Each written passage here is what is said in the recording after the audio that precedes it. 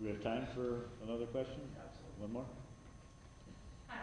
I was just wondering, this whole, you say this burden of education on scientists to educate the masses, and I firmly believe in that and involved in lots of outreach with students, and it seems to be young students that are the easiest to target, which is great because hopefully they'll continue on and fall in love with science and continue to pursue it. But I'm actually more interested in, instead of looking at these millions of people in the country, targeting those few thousand that work on the Hill. I spent some time working on the Hill myself before coming to grad school, and I was dumbstruck by the kind of science ignorance on the Hill. Everyone respected me. They're like, oh, scientist, hello, hello. But they were really afraid, a lot of the legislative assistants and such, when a science topic came up. And I kind of bobbed around to different friends' offices and sat through briefings.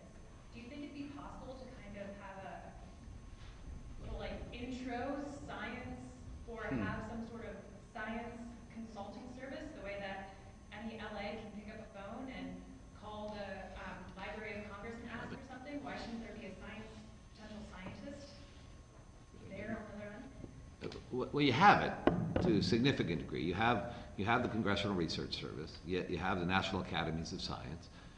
You have professional committee staff who are very bright people, and you have the thing I miss the most probably is I could pick up the phone and say, hey, I mean, let's have a hearing, and within a few weeks, the best scientists in the whole world would come. It was pretty, for a guy who loves this stuff, it was great. I mean, you know, the question though is so you got it really. Now, at the same time, what we don't have, and I actually tried to implement this, what we don't have is this mechanism for keeping up with the pace of change.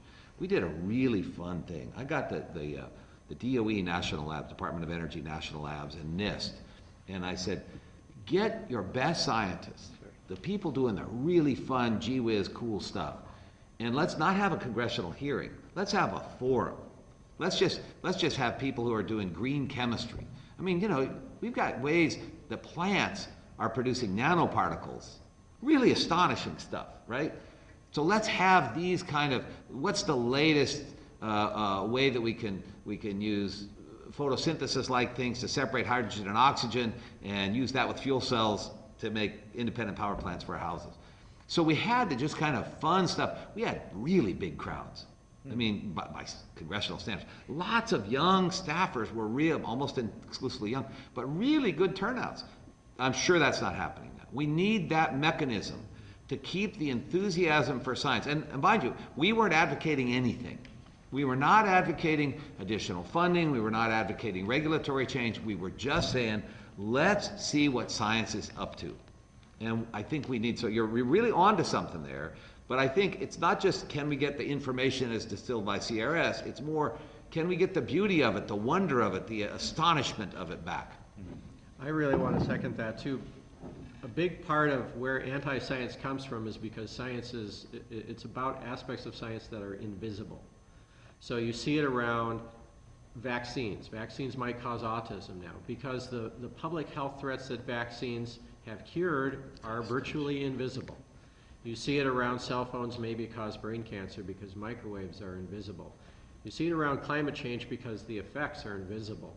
Now, there's some public shifting around that after this super warm March that we've had across the country. Changes because it's becoming more visible. So any time that we can make science more concrete, more plain to the senses, so people can get out and kick the tires, especially so policymakers can kick the tires, then they can say, wait a minute, I know that it works because I've seen it. I've seen a hydrogen engine.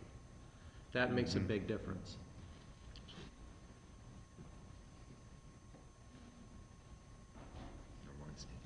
So you guys just told a really terrific story, which is really simple. How at the end of World War II, our elites made these really far-reaching and far-sighted investments in public education, in science, in transportation infrastructure, and all these things, right? They rescued Europe through the Marshall Plan. These were far-reaching and important decisions. And as a result, we have the digital revolution, we have Silicon Valley, we have an incredible economic engine of innovation, right? And all that is based on public spending. So why isn't that story? I mean, you don't have to go to science class to pick that up, right? It's a terrific story, and our Democrats are not telling it. Why not? Well, first of all, your history is a little wrong, with respect. It's not all based on public spending. It's significantly fueled by public spending, but there's an important aspect of it.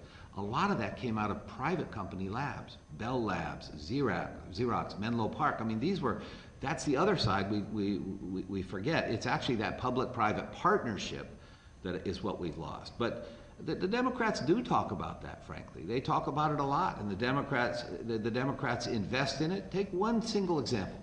ARPA-E. ARPA-E is the Advanced Research Projects Agency for Energy. It came out of a bill that was in response to a study called Rising Above the Gathering Storm, came out of our committee, out of my subcommittee, onto the Science Committee headed by Bart Gordon. And this ARPA-E used DARPA-like approaches to solving our energy problems. The idea was, just like DARPA's Defense Advanced Research Project Agency, DARPA gave us the internet, GPS, stealth technology. This was, a lot of it fails, a lot of it you don't even know about, but some of it is just really astonishing stuff. Well, let's not just have the traditional DOE labs, let's do an ARPA-like applied for energy. Obama and the Democrats put $5 billion into ARPA-E in the stimulus bill. This campus is profoundly affected by what the Democrats did in the stimulus bill for science. It wasn't just shovel-ready road projects. We pumped billions and billions of dollars into science, and this university is one of the single biggest recipients in the country of stimulus money, and there are a lot of people, and a lot of people had jobs, and a lot of you who have fellowships or whatever, and professors, and we're going to get some great research out of that. You know what the Republicans did when they took over? They hammered the ARPA-E budget. They put it on life support. So there's an enormous difference in not only the talk, but the walk of what we do, and we don't get enough credit. And I bristle at it a little bit, because when, you know, a young lady once said, well, there's no difference between the two political parties. Right. One denies climate change.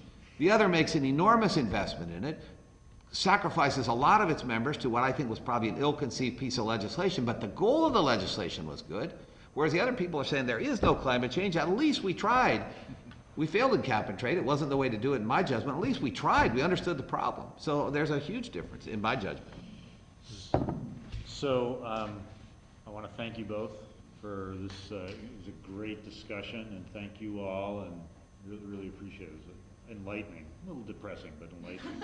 Well, Could you take a few minutes and, I mean, you very eloquently illustrate the problem. You're talking to a young group of people who can make the change. What is your take-home message? that's a great question. I appreciate it. I will do 2 minutes. Nothing, but it's a fundamental thing. Never give in to cynicism. Science is by its nature an optimistic endeavor. We don't always win. We spend a tremendous amount of time studying things. Sometimes you get the null hypothesis. You can't beat the thing. But we have the quality of life we have today because of the science that we've been talking about. And it really does make a dang difference. But you do not do science for the sake of getting academic tenure or getting a damn publication that sits in the basement of Suzzallo or on some website somewhere that means nothing. The challenges facing the country are huge, and we need people to work on those challenges. Really bright, young, good minds. And we need them to interface with the political process. I've never, in 15 years of campaigning, to my remembrance, maybe once, had somebody stand on a rainy corner with me waving a silly yard sign, which I've done far more than I like to think, and say, Congressman, I am here today because you support science. I'm a scientist and I'm passionate about it. I know you are. That's why I want to vote for you and help you get elected. Well, if you're not there and the other guys are there and they're saying, I'm here with you, buddy, because you know that this climate stuff is antithetical to God's word and to the ways of our economy, and that's why I'm supporting you. If you're not on the street supporting the scientists and somebody else is on the street supporting the anti-scientists, who's going to win? And yes, it takes a little bit of time from your research and your family. So be it. Fight. I'll second that. I'll also say that there's some research that's come out now that shows that scientists that engage with the public like that actually tend to be more productive scientists too. Well said. So that's counterintuitive, but it is true. You know, there's a tendency that we can get into of thinking of this as a zero-sum game, right? And that there's no way to make progress without taking away from the other side. These solutions are so big that they're untenable. That, for instance, we have to severely restrict our economy in order to solve climate change. I talked to Jane Lubchenco about that, who you guys, probably some of you know well up here. The head of NOAA. The head of NOAA now. Prior president of the AAAS and a big supporter of science debate. And we were talking about this very problem. And she said, you know, and she reminded me that science has produced the incredible wealth and opportunity that it has because it's not about a zero-sum game. It's about creating new knowledge, and that new knowledge always changes the ground rules. So it's possible that in the next 2 years, somebody will invent an efficient artificial leaf that will take carbon out of the atmosphere and turn it back into energy. Maybe one of you people in this room will go down a path that will lead you there. We do have the power through our innovation and ingenuity to solve our problems. We just have to be vocal about getting involved in the policy-making process and reminding people of how important it is that we value our highest aspirations instead of our greatest fears. Well said. Thank you very much.